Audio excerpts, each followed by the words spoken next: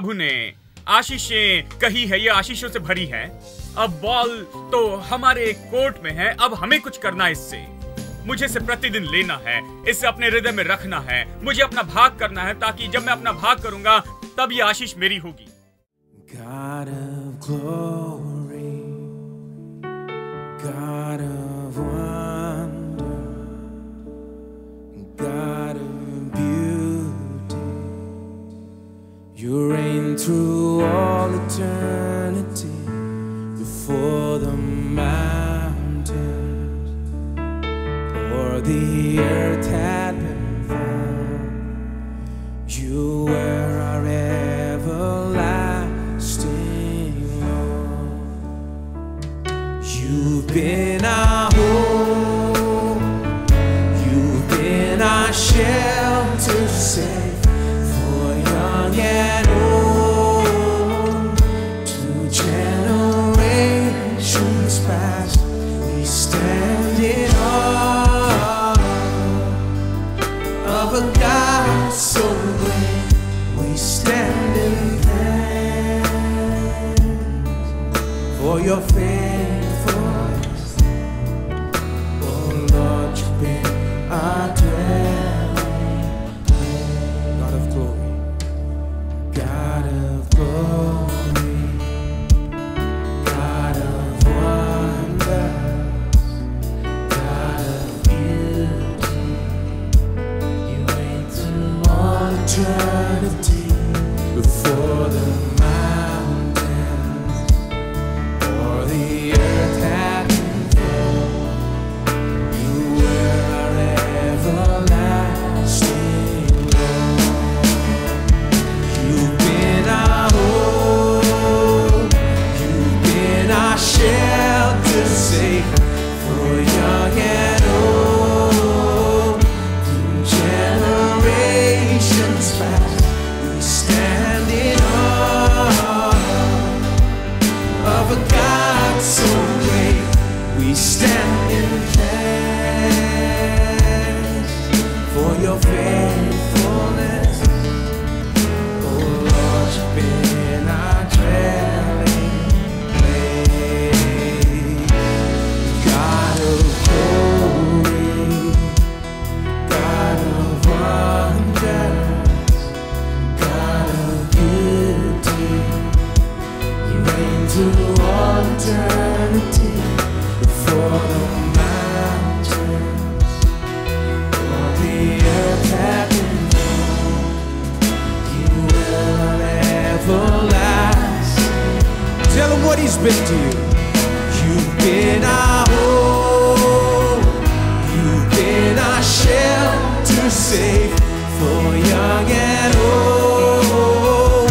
Through generations past, we stand in awe of a God so great. We stand in thanks for your faithfulness. Oh Lord, you've been our joy, you've been our hope, you've been our hope, you've been our shelter safe for young and old. Through generations past, we stand in awe of a God so great. We stand in thanks for your faithfulness. Oh Lord, you've been our dwelling place. Oh Lord, you've been our dwelling place. Oh Lord, you've been our dwelling place.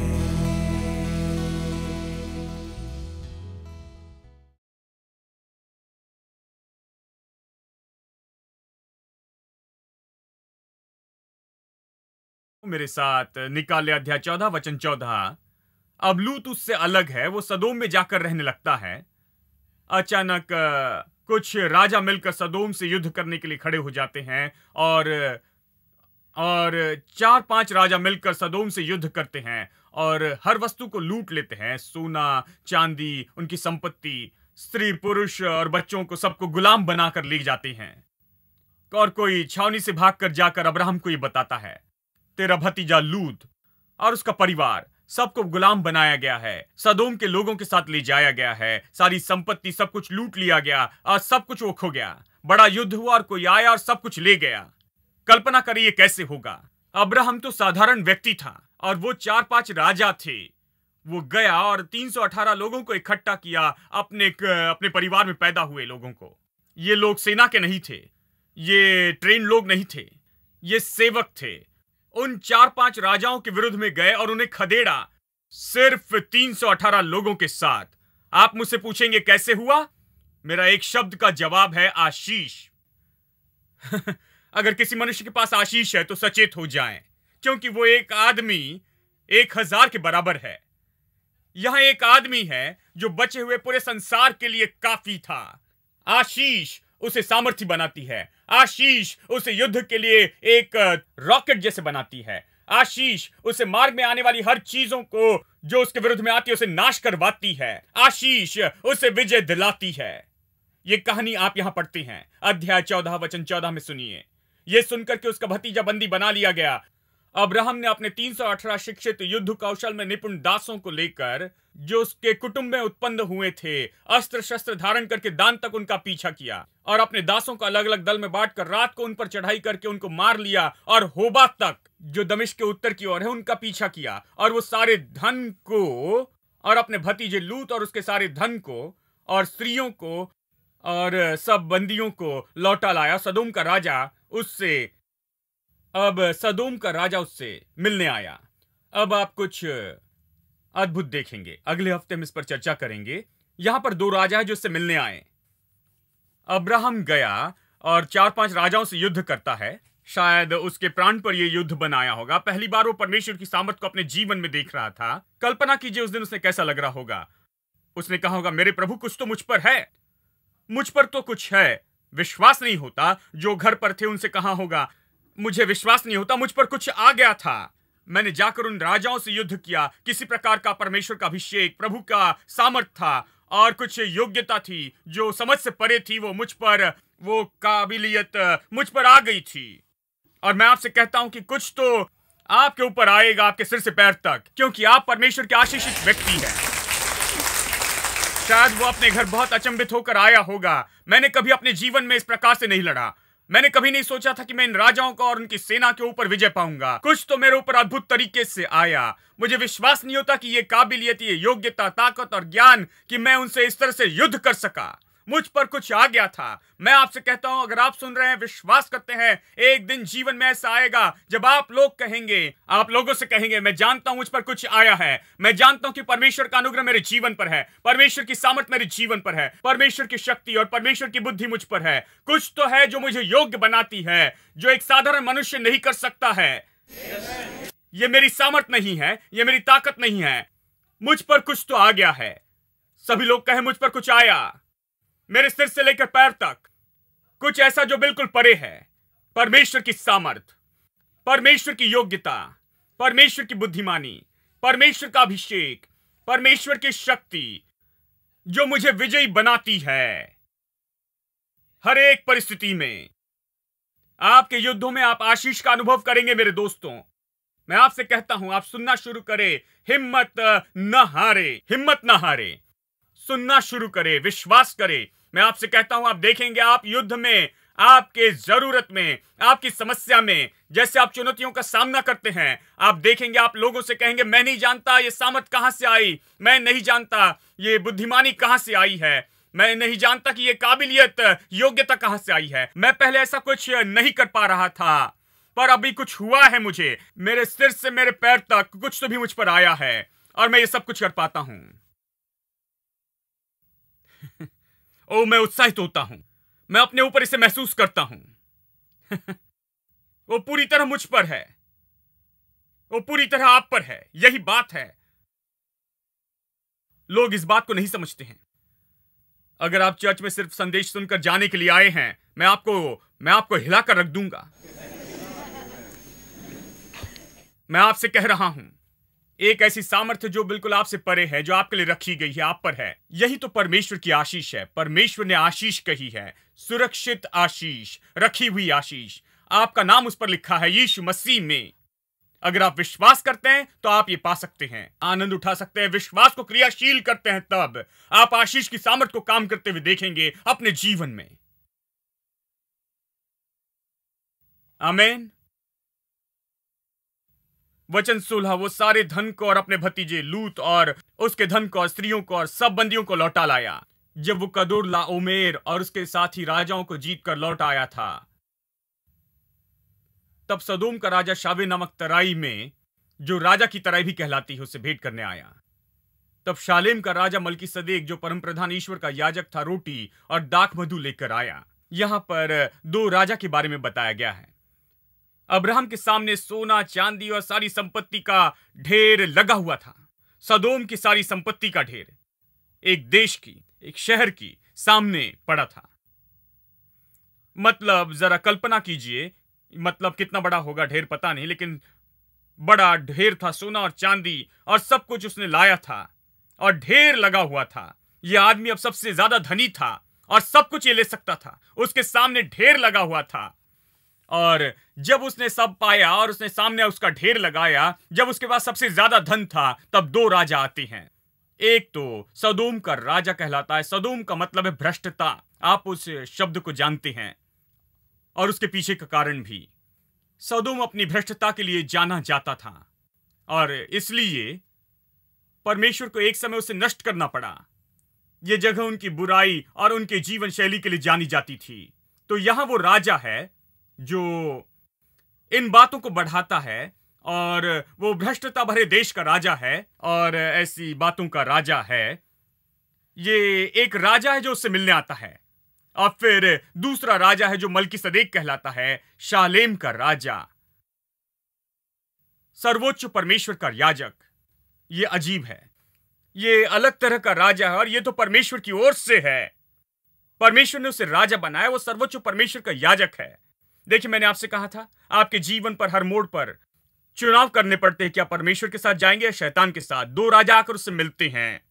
यहां उसके पास सारा धन का ढेर पड़ा है और दो राजा उससे मिलते हैं।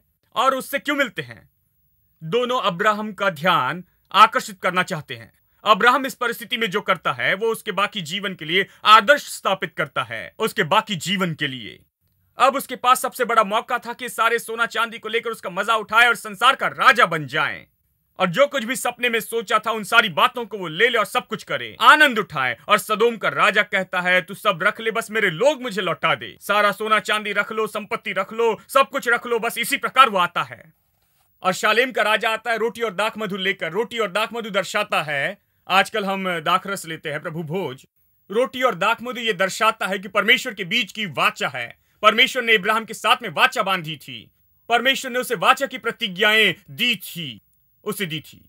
वो शालेम का राजा परमेश्वर से आता है, परमेश्वर के याजक के रूप में, ताकि वो उसे वाचा का भोजन दे सके।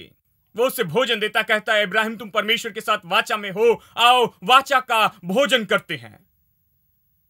तुम परमेश्वर से वाचा में हो, अब तुम क्या करने वाले हो? क्या तुम परमेश्वर से नाता रखने वाले हो? क्या तुम उसके तरफ फिरने वाले हो? तुम क्या करने वाले हो? तुम्हारा क्या? तुम कहां मुड़ने वाले हो? देखिए, यहां पर यही तो हो रहा था। अब इसे सुनिए। उसने उसे आशीष दी। शालेम का राजा ने उसे आशीष दी। शालेम यानी वो शब्द जो आता है यरूशलेम से, और वो शांति का राजा कहलाता है, धार्मिकता का राजा इब्रानियों कहता है। और शब्द शालोम उससे आता है, तो वो शांति का राजा है। बिल्कुल उल्टा, वो भ्रष्टता का राजा और ये शांति का राजा है। ठीक है। और ये रोटी और दाख मधु लाता है और परमेश्वर के साथ हुई वाचा को याद दिलाता है। फिर इसे सुनिए। और वो उसे आशीष देता, कहता है, परम प्रधान ईश्वर की ओर से जो आकाश और पृथ्वी का अधिकारी है, तू धन्य हो। और धन्य है परम प्रधान ईश्वर जिसने तेरे द्रोहियों को तेरे वश में कर दिया है। तब अब्राहम ने उसको दशवांश दिया। अब्राहम ने मलकीसदेक को सारी बातों का दशवांश दिया। अब मैं यहीं पर रुकना चाहता हूं क्योंकि इस पर हम गौर करना चाहते हैं। मैं इसे समझाना चाहता हूं। मेरे साथ निकालिए इब्रानियों अध्याय 6। ये रोमांचित है, इसे सुनिए। अब यहां आशीष किसी के जीवन में कार्य करती है, इसका यह प्रकाशन है। आपको याद है, इब्राहिम मिस्र में अकाल के समय गया था और वहां के राजा ने उसे भेंटों से भर दिया और वो रातों रात धनी बन गया। ठीक है, कौन बड़ा था? अब्राहम बड़ा था, क्योंकि अब्राहम के पास आशीष थी और उस आदमी के पास वस्तुएं थी। आशीष वस्तुओं को लाती है, आमीन। तो जिसके पास वस्तुएं थी वो बड़ा नहीं था आशीष वाले व्यक्ति से। जब मिस्र के राजा ने अब्राहम के ऊपर इतनी भेंटें उंडेल दी, तब उसने अब्राहम की आशीष को पाया, क्योंकि बाइबल कहती है, परमेश्वर ने कहा कि जो तुझे आशीष देंगे उन्हें मैं आशीष दूंगा और जो तुझे कोसे उन्हें मैं श्राप दूंगा। मैं श्राप दूंगा। कई वर्षों के बाद यूसुफ के समय, देखिए, इसलिए परमेश्वर ने मिस्र और फिरौन पर गौर किया और यूसुफ को उस देश में भेजा और उसने इस बात का प्रकाशन दिया कि कैसे अकाल के समय वो मिस्र को बचाएं मरने से, क्योंकि परमेश्वर उस आदमी को छुड़ाने के काम में लगा था जिसने अब्राहम को आशीष दी। मिस्र के फिरौन ने अब्राहम को आशीष देकर धनी बनाया। प्रभु कहता है कि अब मैं तुम्हें धनी बनाता हूं। आशीष सारे समय बहती रही और मिस्र एक महाशक्तिशाली के रूप में खड़ा हुआ। परमेश्वर ने मिस्र को महाशक्तिशाली के रूप में उभारा। परमेश्वर ने मिस्र देश को महाशक्तिशाली देश बनाया क्योंकि उसने अब्राहम को दिया था। मैं आपसे कहता हूं, क्योंकि मिस्र के राजा ने अब्राहम को दिया, परमेश्वर ने देश को आशीष दिया और महाशक्तिशाली बनाया। और बाद में परमेश्वर ने यूसुफ को वहां भेजा कि सचमुच उन पर आशीष आए और वो और भी ज्यादा धनी हो जाएं। अकाल के समय में भी वो खत्म नहीं हुए, लेकिन और ज्यादा धनी हो गए, क्योंकि पूरे संसार ने आकर मिस्र से भोजन खरीदा और वो पहले से ज्यादा धनी हो गए। जरा कल्पना करें, परमेश्वर आशीष दे रहा था, मतलब अकाल में तो लोग खत्म हो जाते हैं, लेकिन यहां पर ये बहुगुणित हो रहे थे। देखिए, आशीष काम कर रही थी, न केवल एक पीढ़ी पर, लेकिन पीढ़ी से पीढ़ी तक, और परमेश्वर वहां पर उन्हें भूलता नहीं है। आशीष तो मानो ऐसा है जो चलती रहती है और कोई उसे नहीं रोक सकता। हजारों पीढ़ियों तक वो जाती रहती है। इसका मतलब है असीमित तरीके से यह पीढ़ी से पीढ़ी तक जाती है। जब मिस्र के राजा ने अब्राहम पर आशीषों की वर्षा की, तब उसने आशीष का बहाव अपने लिए शुरू कर दिया। उसने दिया और उसने पाया, उसने दिया और उसे दिया गया। अच्छा नाप दबा दबा कर, हिला हिलाकर उमड़ता हुआ वो उसके पास लौट रहा था। यह एक सिद्धांत है, इसे याद रखें, ठीक है? अब इसे सुनिए, अध्याय 6 और आखिरी वचन, फिर हम अध्याय 7 में जाएंगे, जहां यीशु ने मलकीसदेक की रीति पर सदा काल का महायाजक बनकर हमारे लिए अगुवे के रूप में प्रवेश किया। मलकीसदेक के तरह ही। आपने सोचा इसके बारे में? यीशु मसीह मलकीसदेक के समान ही एक याजक है, वो महायाजक है। पुराने नियम के समय में वहां पर याजक थे। मूसा के समय उन्होंने तंबू बनाया था, परमेश्वर ने याजक ठहराए। लेवी तो याजकों का घराना था और ये याजक का काम और सेवा करते थे। परंतु ये बहुत अलग बात है। बहुत पहले, लेवियों का याजक ठहराए जाने से पहले, यहां पर यीशु मसीह के बारे में यह कहता है कि यीशु का वर्णन करता है, महायाजक है वो मलकीसदेक के जैसे ही। अब ये मलकीसदेक कौन है? हमने इसके बारे में उत्पत्ति अध्याय 14 में पढ़ा, ठीक है? चलिए पढ़ते अध्याय 7 वचन 1। क्योंकि इस मलकीसदेक शालेम का राजा, सर्वोच्च परमेश्वर का याजक, जो अब्राहम से मिला, जो राजाओं का संहार कर आ रहा था, उसे आशीष देता है। देखिए, यहां पर बता रहा है वो कहानी, जब अब्राहम राजा से मिला, उसने उसे आशीष दी और अब्राहम ने इससे ही तो सारी चीजों का दशवांश दिया, उससे दशवांश दिया। प्रथम धार्मिकता के राजा के रूप में उसका वर्णन कर रहा है। उसके नाम का अर्थ बस यही तो है, धार्मिकता का राजा। और फिर शालेम का राजा मतलब शांति का राजा, जिसका पिता नहीं, मतलब उसका वर्णन कर रहा है जिसका पिता नहीं और उसकी माता नहीं। क्या आपने कभी ऐसे व्यक्ति को देखा है? मैं चाहता हूं आप सोचें कि ये मलकीसदेक कौन है। बाइबल आश्चर्यों से भरी है। ये व्यक्ति मलकीसदेक अब्राहम को आशीष देता है, अब्राहम से युद्ध के बाद मिलता है, अब्राहम को आशीष दी। और वो कौन है? वो बिना पिता का और बिना माता का है, बिना वंशावली के है। वंशावली उन दोनों में बहुत मायने रखती थी। इसके पहले वो पूछते तुम कौन हो, पूछते तुम्हारा पिता कौन है, तुम्हारा दादा कौन है, तुम्हारा परदादा कौन है। इस तरह से पूछते थे वंश के बारे में। इस प्रकार वो थे। ये इतना महत्वपूर्ण था कि आप कौन हैं, आप कौन से गोत्र के हैं, आप किस जगह के हैं और आपके पूर्वज कौन हैं। परंतु इस व्यक्ति का कोई पूर्वज नहीं था। यह महत्वपूर्ण है। कोई माता नहीं, कोई पिता नहीं, कोई पूर्वज नहीं। उसके आरंभ का भी कोई पता नहीं है और उसके अंत का भी कोई पता नहीं। अब इसका मतलब ऐसी कोई तारीख नहीं जब इसका अस्तित्व पाया गया, ऐसी कोई तारीख नहीं जब इसका अंत हुआ। यह कौन हो सकता है? यीशु मसीह। मैं आपसे कहता हूं कि यीशु मसीह परमेश्वर का पुत्र अब्राहम पर प्रकट हुआ जब उसने लड़ाई जीती, जब आशीष अब्राहम के ऊपर छा गई, जब वो 318 लोगों को लेकर 4-5 राजाओं पर जय पाता है और वापस घर आता है, सारी संपत्ति लेकर आता है, सोना चांदी लाता है। यीशु मसीह मलकीसदेक के रूप में, बाइबल में आप पढ़ते हैं कि दूतों के बारे में, कि दूसरों के बारे में वो मनुष्य बनकर आते हैं, और इसलिए कोई आश्चर्य की बात नहीं कि यीशु स्वयं इस प्रकार बनकर आया। लेकिन अवतार लेने में वो सचमुच मनुष्य बना। मनुष्य के जैसे नहीं, मनुष्य जैसा नहीं, पर यहां यीशु मसीह का रूप पुराने नियम के समय में है। यहां थियोलॉजिकल टर्म है जिसे कहते हैं थियोफनी। यह पुराने नियम में यीशु मसीह के प्रकटीकरण के बारे में कहता है, अलग अलग मौके पर।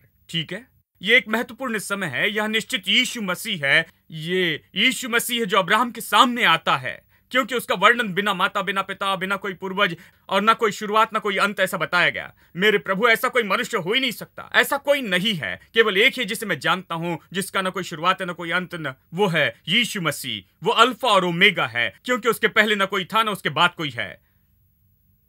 यीशु मसीह खुद अब्राहम को दिखता है। अब इसे सुनिए, परमेश्वर के पुत्र के जैसे बना। हां, यहां वो जानता है कि वो क्या है।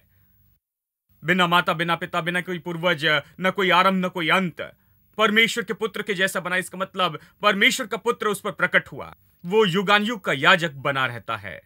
अब समझने की कोशिश करिए वो कितना महान व्यक्ति है। आइए देखते हैं कितना महान व्यक्ति था। कौन सा व्यक्ति? ये मलकीसदेक, जिसे आदि पिता अब्राहम ने लूट का 10वां भाग दिया था। वो उसके बारे में बात कर रहा है, कैसे अब्राहम ने 10वां भाग दिया, इस आदमी को दिया, इस व्यक्ति को दिया। अब इसे सुनिए, लेवी की संतान में से जो याजक का पद पाते हैं, उन्हें आज्ञा मिली है कि लोगों अर्थात अपने भाइयों से, चाहे वो अब्राहम ही की देह से क्यों ना जन्मे हो, व्यवस्था के अनुसार दशवांश ले। पर इसने जो उसकी वंशावली का भी नहीं था, अब्राहम से दशवांश लिया और जिससे प्रतिज्ञा मिली थी उसे आशीष दी। चलिए पढ़ते हैं, फिर मैं समझाता हूं। अब इसमें संदेह नहीं है कि छोटा बड़े से आशीष पाता है।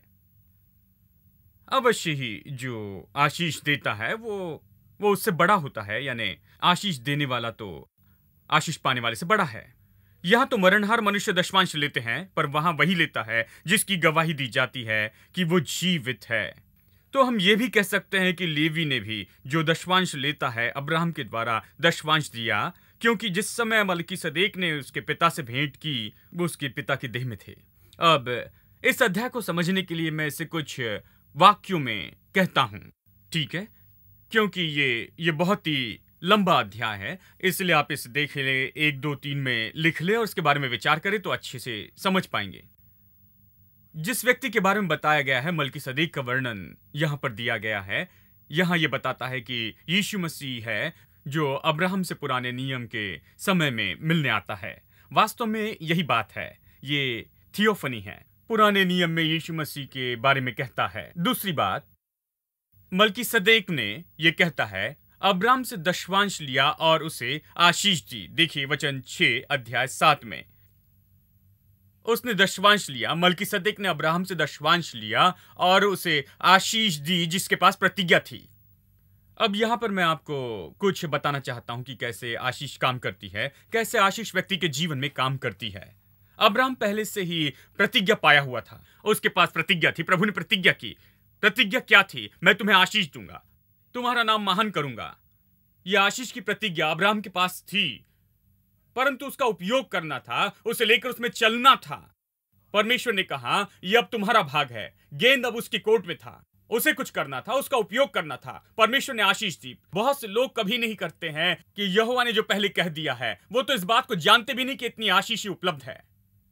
वो ये नहीं जानते हैं कि परमेश्वर ने ये सब कुछ कहा है। वो बाइबल उनके लिए एक धार्मिक किताब है, वो पढ़ते हैं, केवल 2 अध्याय पढ़ते हैं प्रतिदिन, कि जब स्वर्ग में जाएंगे तो वो पूछेंगे क्या 2 अध्याय पढ़े थे। इस प्रकार से वो ये नहीं समझते कि परमेश्वर ने ये सब कुछ कहा है। प्रभु ने आशीषें कही है, ये आशीषों से भरी है। अब बॉल तो हमारे कोर्ट में है, अब हमें कुछ करना है इससे। मुझे इसे प्रतिदिन लेना है, इसे अपने हृदय में रखना है, मुझे अपना भाग करना है, ताकि जब मैं अपना भाग करूंगा तब ये आशीष मेरी होगी।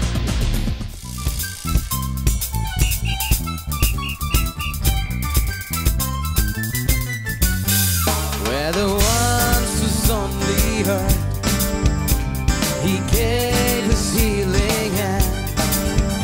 Where the once was only pain, He brought comfort like a friend. And I feel the sweetness of His love piercing my darkness. And I see the bright and morning sun as it ushers in His joyful gladness. He's turned my mourning into dancing again. He's lifted my sorrows, and I can't stay silent. I must sing, for His joy has come. He's turned my mourning into dancing again. He's lifted my sorrows, I can't stay silent. I must sing, for His joy has come.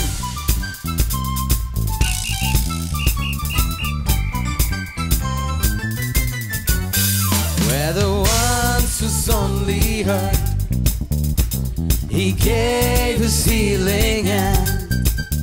Where the once was only pain, He brought comfort like a friend. And I feel the sweetness of His love piercing my darkness. And I see the bright and morning sun as it ushers in His joyful gladness. He's turned my mourning into dancing again. He's lifted my sorrow, and I can't stay silent. I must sing, for His joy has come. He's turned my mourning into dancing again. He's lifted my sorrow,